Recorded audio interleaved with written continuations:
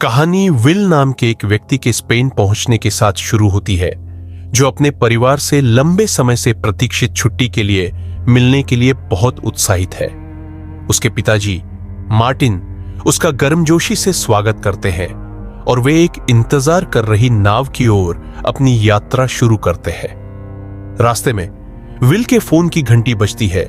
उसके काम से एक कॉल आती है, लेकिन वह विनम्रता से थोड़ी देर का ब्रेक मांगता है, ये जानते हुए कि उसके काम के कॉल अक्सर उसके पिताजी को परेशान करते हैं। जब वे अपने गंतव्य पर पहुंचते हैं तो विल की मां लोरी, उसका छोटा भाई जोश और जोश की प्रेमिका दारा बड़ी मुस्कान के साथ उसका अभिवादन करते हैं। पूरा परिवार बहुत खुश है क्योंकि वे एक साथ एक विशेष रात्रिभोज करने के लिए उत्सुक है। जैसे ही वे मेज के चारों ओर बैठते हैं, दोनों भाई अपने बचपन के बारे में बात करते हैं, जहां उन्हें अपने पिताजी की नौकरी के कारण बहुत घूमना पड़ा था। लोरी अपने पूरे परिवार को एक साथ पाकर बहुत खुश है और वे अपनी शाम की शुरुआत करने के लिए एक हार्दिक टोस्ट करते हैं। हालांकि जोश के विल के अतीत से एक मजेदार घटना का जिक्र करने पर माहौल में एक हास्यपूर्ण मोड़ आता है, जिससे सभी हंस पड़ते हैं। लेकिन यह खुशनुमा पल अचानक तब बाधित हो जाता है जब विल को एक परेशान करने वाला फोन आता है। वह बहुत गंभीर दिखता है और उदासी आसपास के सभी लोगों में फैल जाती है। अंत में वह अपने परिवार से खुलता है और अपनी कंपनी के दिवालिया होने की दुखद खबर साझा करता है। सभी शांत हो जाते हैं और हवा में अनिश्चितता छा जाती है, क्योंकि विल सोचता है कि आगे क्या होगा। वह समुद्र के किनारे अकेला चला जाता है। बाद में रात के खाने के बाद विल पहले के खुशनुमा माहौल को खराब करने के लिए चीजों को ठीक करने की कोशिश करता है। वह अपने पिताजी मार्टिन से जिस मुश्किल स्थिति में वह है उसके लिए माफी मांगता है। एक हार्दिक बातचीत में मार्टिन भी विल से माफी मांगता है, यह समझते हुए कि यह उसके बेटे के लिए कितना मुश्किल है। अगले दिन परिवार समुद्र में है, लेकिन विल लगातार बज रहे अपने फोन से चिपका हुआ है। वह अनिच्छा से नाव चलाने में मदद करता है जब तक कि वे आखिरकार लंगर नहीं डाल देते। लेकिन विल अपने फोन के बारे में सोचना बंद नहीं कर सकता और इससे कुछ तनाव पैदा होता है जब मार्टिन उसे तत्काल नाव का नियंत्रण लेने के लिए कहता है। तभी एक तेज मोटरबोट खतरनाक रूप से उनकी नौका के करीब आ जाती है। विल खतरे को नहीं समझ पाता है और उसकी एकाग्रता की कमी के कारण उनकी नाव हवा के कारण बिना दिशा के बहती रहती है। मार्टिन घबरा जाता है और ठीक समय पर उस पर चिल्लाता है, इसलिए वह एक बुरी टक्कर से बचने में कामयाब हो जाता है, जिससे दारा को चोट लग सकती थी। इस अराजकता के बीच विल का फोन फिर से बजता है, लेकिन मार्टिन बिना किसी हिचकिचाहट के उसे समुद्र में फेंक देता है। इससे उनमें जोरदार बहस होती है और विल एक साहसिक निर्णय लेता है। वह समुद्र में कूद जाता है और शहर की ओर तैरना शुरू कर देता है। अपनी भावनाओं के उबलने के बीच कुछ शांति खोजने की कोशिश कर रहा है।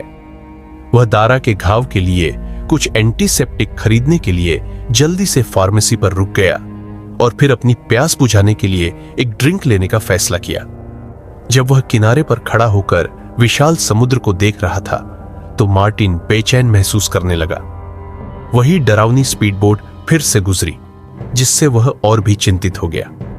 थोड़ी देर बाद विल वापस समुद्र तट पर आ गया, लेकिन उसे परिवार की नौका कहीं नहीं दिखी। दृढ़ संकल्पित होकर वह लहरों में चला गया और युवाओं के एक समूह के पास पहुंचा।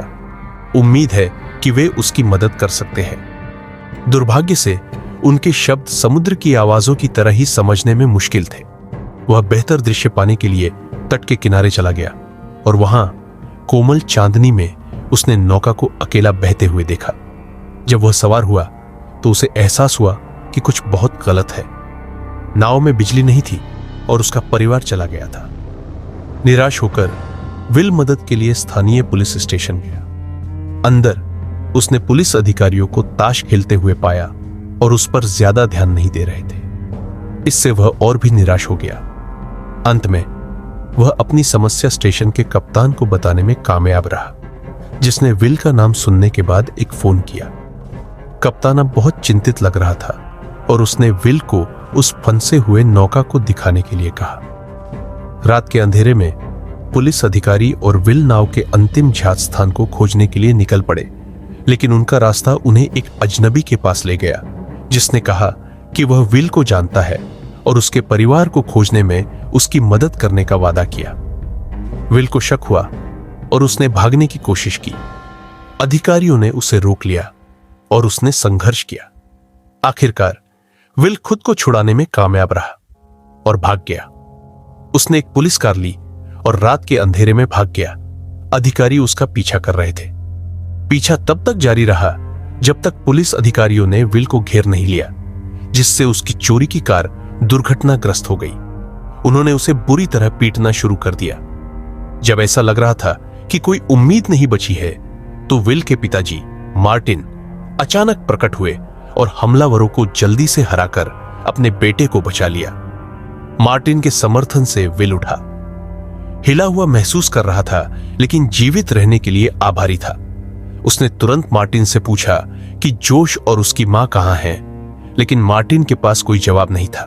भारी मन से उसने एक बड़ा रहस्य खोला कि वह वास्तव में एक CIA एजेंट था। उसका मानना था कि उसके अतीत से कुछ वापस आ गया था और उनके परिवार को खतरे में डाल दिया था। वह बार बार माफी मांगता रहा, हर बार और अधिक ईमानदारी से अपने परिवार को वापस एक साथ लाने का वादा करता रहा। एक शांत आवाज में उसे अपने सेल फोन पर एक कॉल आया। CIA में अपने गुप्त संपर्क से एक संदेश उसे गुप्त रूप से मिलने के लिए कह रहा था। मार्टिन ने ज्यादा जानकारी साझा नहीं की, लेकिन विल को अपने एक सुरक्षित घर में ले गया, एक ऐसी जगह जहां वे आने वाली परेशानी से छिप सकते थे। जैसे जैसे समय बीतता गया, मार्टिन ने विल को उसे एक मीटिंग पॉइंट पर ले जाने के लिए कहा, जहां उनका टीम लीडर केराक इंतजार कर रहा था। उन्हें जरा भी अंदाजा नहीं था कि उस मीटिंग पॉइंट पर एक शांत स्निपर राइफल के साथ तैयार हो रहा था। विल और मार्टिन उस जगह पर पहुंचे और मार्टिन ने अपने बेटे से कार में रहने के लिए कहा, लेकिन जाने से पहले उसने अपनी भावनाएं साझा की। विल को बताया कि उसे उस अद्भुत बेटे पर कितना गर्व है जो वह बन गया था। मार्टिन केराक के पास गया, संदिग्ध महसूस कर रहा था और सोच रहा था कि क्या उसने इस खतरनाक स्थिति की योजना बनाई थी। सच्चाई तब सामने आई जब मार्टिन ने समझाया कि जिन लोगों से उन्होंने ब्रीफकेस लिया था, उन्होंने उसके परिवार का अपहरण कर लिया था, और अगर उन्होंने 24 घंटे के भीतर ब्रीफकेस वापस नहीं किया तो उन्हें नुकसान पहुंचाने की धमकी दे रहे थे। हालांकि केराक ने कहा कि ब्रीफकेस गायब हो गया था, जिससे मार्टिन को एक समाधान की तलाश करनी पड़ी। जैसे ही मार्टिन भारी मन से कार की ओर लौटा, अचानक एक स्निपर ने उसे गोली मार दी और वह बच नहीं सका। विल सदमे और दुख से अभिभूत होकर अपने गिरे हुए पिता के पास रेंगता हुआ गया। उसकी आंखों से आंसू बह रहे थे। निर्दयी स्निपर गोरमैन ने एक और मौका देखा और विल पर अपनी बंदूक तान दी, लेकिन विल ठीक समय पर मार्टिन की बंदूक और बज रहे सेल फोन को पकड़ने में कामयाब रहा। निराशा से प्रेरित होकर वह गोरमैन और उसके आदमियों के करीब आने से पहले भाग गया। जैसे ही वह अपनी जान बचाने के लिए भागा, विल एक पुलिस अधिकारी से टकरा गया, लेकिन अधिकारी ने विल को हथियार के साथ देखकर उस पर अपनी बंदूक तान दी, उसे गिरफ्तार करने के लिए तैयार। लेकिन इससे पहले कि चीजें और बिगड़ती, गोरमैन ने जल्दी से कार्रवाई की और अधिकारी को गोली मार दी। जवाब में विल ने गोरमैन पर गोली चलाई, लेकिन तभी और पुलिस अधिकारी आ गए। विल फिर से भाग गया, बेतहाशा दौड़ता हुआ, जब तक वह एक ऊंची बाड़ तक नहीं पहुंच गया। अपनी आखिरी ताकत के साथ वह उस पर कूद गया और पास के एक पार्क में सुरक्षा पाई। जैसे ही विल सड़कों पर भागा, घोड़े पर सवार एक पुलिस अधिकारी ने उसे देखा और उसका पीछा करना शुरू कर दिया। घटनाओं के एक अप्रत्याशित मोड़ में विल बड़े घोड़े से भी तेज दौड़ने में सक्षम था। मुश्किल से पकड़े जाने से बच गया। उसने एक सार्वजनिक शौचालय में एक सुरक्षित जगह पाई। अपनी सांस लेने और जो कुछ भी हुआ था उसे समझने की कोशिश कर रहा था। शांत होने के बाद विल वापस व्यस्त सड़कों पर चला गया। उसने कहीं से ली हुई टोपी और धूप का चश्मा पहनकर अपनी पहचान छिपाने की कोशिश की। फिर उसने बंदूक से छुटकारा पाने का फैसला किया उसने चतुराई से अमेरिकी दूतावास में खुद को गिरफ्तार करवा लिया। दूतावास के अंदर विल ने एक अधिकारी को अपने पिता की दुखद मौत और अपने परिवार की खतरनाक स्थिति के बारे में बताया, लेकिन अधिकारी ने उस पर विश्वास नहीं किया और उसे एक वकील करने का सुझाव दिया। जब वे बात कर रहे थे, अधिकारी के फोन की घंटी बजी, जिससे विल से संबंधित बातचीत का संकेत मिला।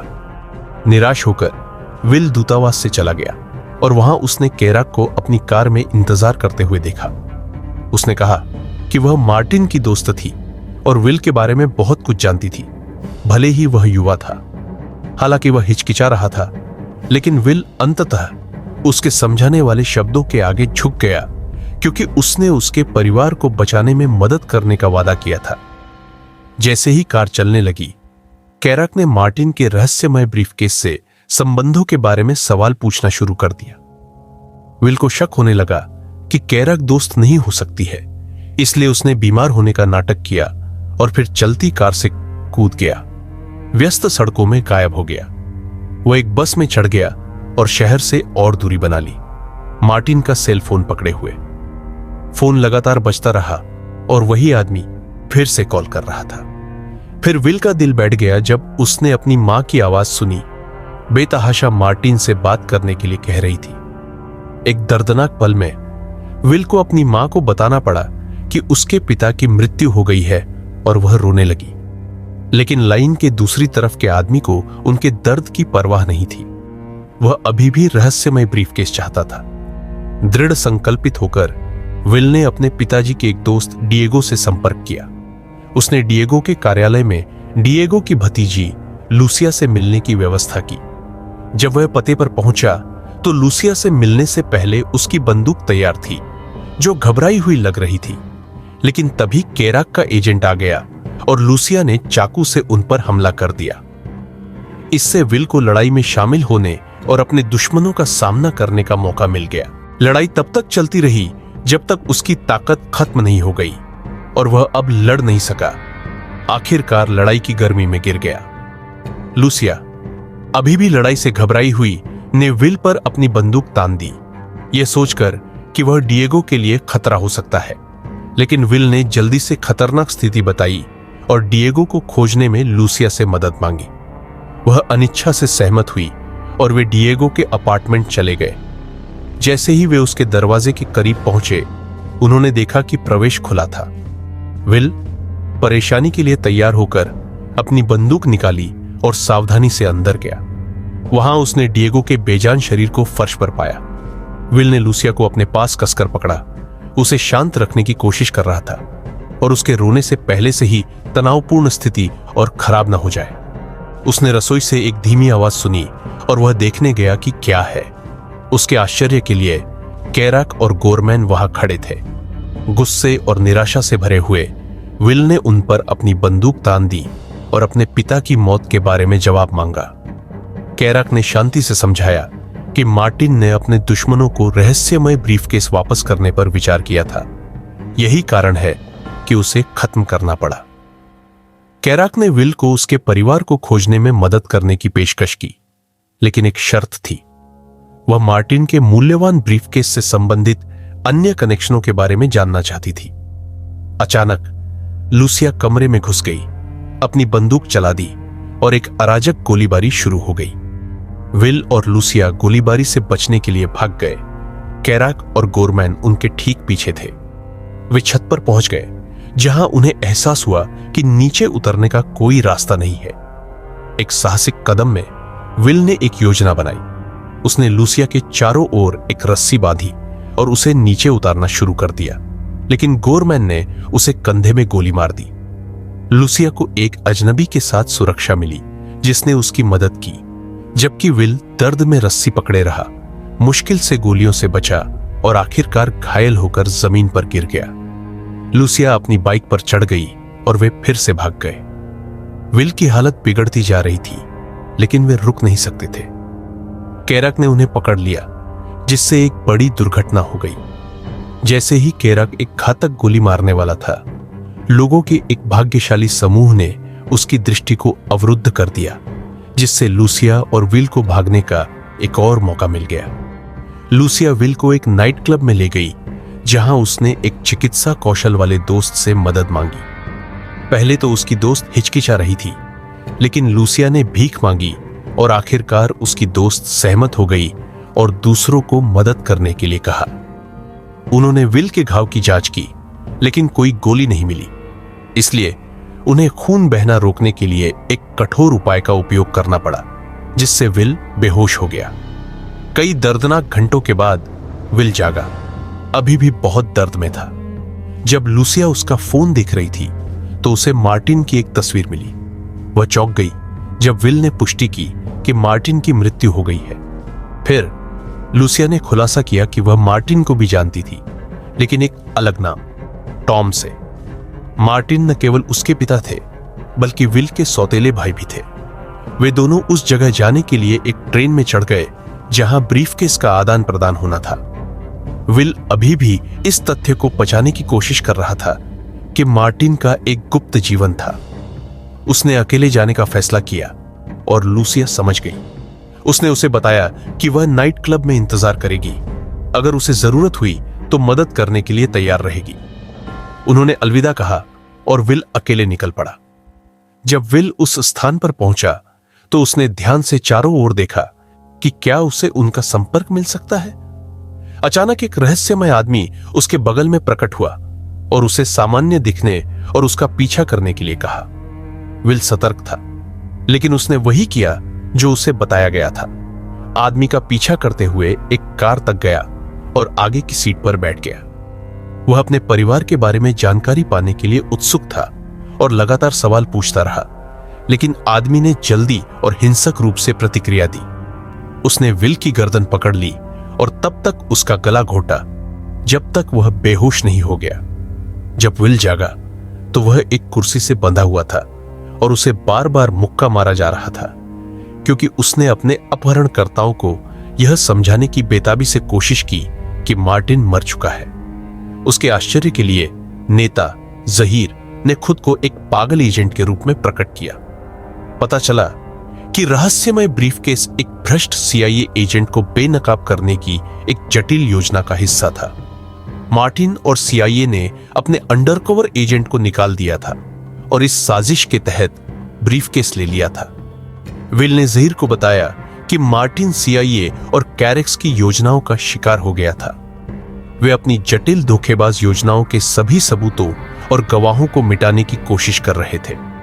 फिर जहीर ने दर्दनाक सच्चाई का खुलासा किया कि विल का परिवार अभी भी बंदी था और उनकी सुरक्षा इस तथ्य पर निर्भर थी कि वे बंधक थे।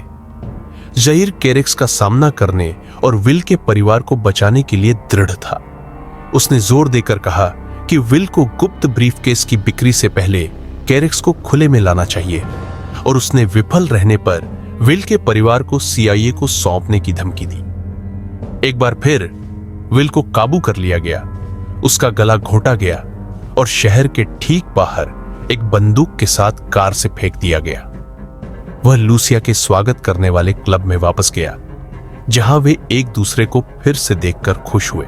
उन्होंने मिलकर एक रणनीति बनाई कि कैराक को खुले में कैसे लाया जाए।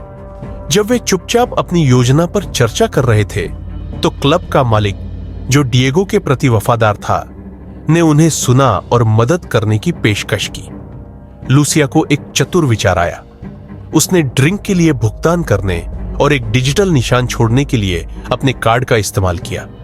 उम्मीद है कि कैरेक्स उनके जाल में फंस जाएगा। कुछ ही मिनटों में गोरमैन क्लब में आ गया, लेकिन स्मार्ट स्टोर मालिक और उसके दोस्तों ने उसे तुरंत पहचान लिया और एक भयंकर लड़ाई छिड़ गई। गोरमैन एक कुशल लड़ाका था, लेकिन उन्होंने आखिरकार टेजर का उपयोग करने के बाद उसे वश में कर लिया। उन्होंने गोरमैन को क्लब के बेसमेंट में ले गए और कठोर पूछताछ शुरू कर दी। विल जानना चाहता था कि ब्रीफकेस कहां है और गुप्त आदान प्रदान कब होगा, लेकिन गोरमैन चुप रहा। गुस्से में विल ने गोरमैन पर बेरहमी से हमला किया और आदमियों को उसे और दंडित करने का आदेश दिया। विल ने योजना बनाई कि गोरमैन ऐसा लगे जैसे वह भाग गया हो। उम्मीद है कि यह उन्हें कैरक तक ले जाएगा। लूसिया एक इंतजार कर रही कार के पहिए के पीछे थी, जब उन्होंने गोरमैन को किसी तरह खुद को मुक्त करते और भागते हुए देखा। गोरमैन ने दूसरी कार ली और तेजी से भाग गया। विल उसका पीछा कर रहा था। गोरमैन एक गली में गया जहां वह कैरक से मिला और उन्होंने भागना शुरू कर दिया, जबकि विल उन पर कड़ी नजर रख रहा था। वे उसे एक भूमिगत पार्किंग क्षेत्र में ले गए और विल ने लूसिया को कार में रहने के लिए कहा, जबकि वह उनका आगे पीछा करता रहा। विल ने दूर से देखा कि कैरक मंद रोशनी वाली पार्किंग में संभावित खरीदारों से बात कर रही थी, लेकिन अचानक सब कुछ अराजक हो गया। जब जहीर और उसका समूह आ गया, विल को पीछे हटने और आत्मसमर्पण करने के लिए कहा। विल चिल्लाया, यह मांग करते हुए कि उसके बंदी परिवार कहां है। शोर कैरक तक पहुंचा और उसने खरीदारों को मार डाला। जैसे ही पागल एजेंटों ने गोली चलाना शुरू कर दिया, जिससे एक जंगली गोलीबारी हुई, सब कुछ नरक बन गया। इस सारे अराजकता के बीच गोरमैन ने अपना मौका देखा और रहस्यमय ब्रीफकेस छीन लिया। फिर एक इंतजार कर रही कार में कूद गया। विल उसे वापस पाने के लिए दृढ़ पैदल ही उसका पीछा किया। उसने गोरमैन को पकड़ लिया और उनके बीच मूल्यवान वस्तु के लिए एक भयंकर लड़ाई हुई। उनके संघर्ष के बीच एक मोसाद एजेंट ने हस्तक्षेप किया और गोरमैन को गोली मार दी। लूसिया अपनी कार में गोरमैन की कार से टकरा गई, जिससे एक हिंसक टक्कर हुई। बुरी तरह से घायल गोरमैन ने उल्लेख किया कि उसे कितना आश्चर्य हुआ कि विल वह होगा जो उसका जीवन समाप्त करेगा। कैरक अपनी कार में पहुंची और जमीन पर पड़े ब्रीफकेस की ओर दौड़ी। उसने विल पर गोली चलाना शुरू कर दिया, जिससे उसे छिपने के लिए मजबूर होना पड़ा। फिर उसने केस छीन लिया और भाग गई। पास में गोरमैन के मरने के साथ कैरक ने विल को डांटा, उसे एक नौसिखिया कहा और फिर तेजी से भाग गई। विल और लूसिया ने उसका बेरहमी से पीछा करना शुरू कर दिया, लेकिन कैरक जानती थी कि वे उसके पीछे है और एक तेज गति का पीछा शुरू हो गया। कैरक ने एक पार्क से गाड़ी चलाकर भागने की कोशिश की, लेकिन विल उसे पकड़ने के लिए दृढ़ था। वह करीब आ गया, इसलिए कैरक ने उस पर गोली चलाना शुरू कर दिया। विल ने हार नहीं मानी, लेकिन वह एक पल के लिए पीछे हट गया। कैरक को लगा कि उसने उन्हें खो दिया है, लेकिन फिर वह ट्रैफिक में फंस गई। उसे क्या नहीं पता था कि विल ने उसे देख लिया था। उसने सीधे उस पर गाड़ी चलाई, जिससे पास के एक स्टोर में एक बड़ी टक्कर हुई। भीड़ जमा हो गई और कैरक कार से बाहर निकली और न केवल विल पर बल्कि निर्दोष लोगों पर भी गोली चलाना शुरू कर दिया। बहुत प्रयास के बाद विल और लूसिया ने दूसरी कार का नियंत्रण ले लिया और भाग गए। कैरक अभी भी उनका बेरहमी से पीछा कर रही थी।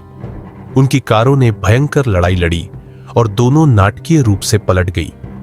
मूल्यवान ब्रीफकेस पकड़े हुए कैरक बाहर निकली और विल और लूसिया के पास पहुंची, जो हिलने डुलने के लिए संघर्ष कर रहे थे।